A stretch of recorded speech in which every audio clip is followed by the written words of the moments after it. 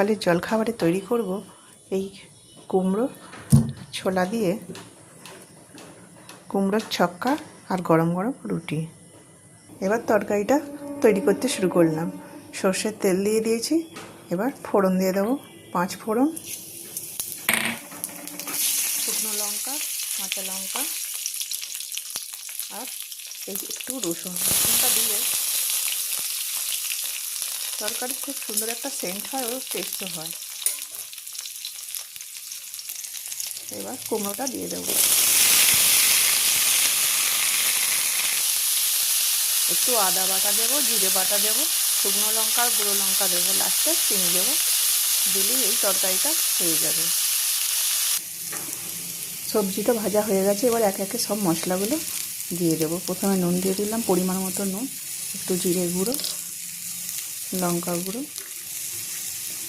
এই হলুদ গুঁড়ো, আদা, জল দিয়ে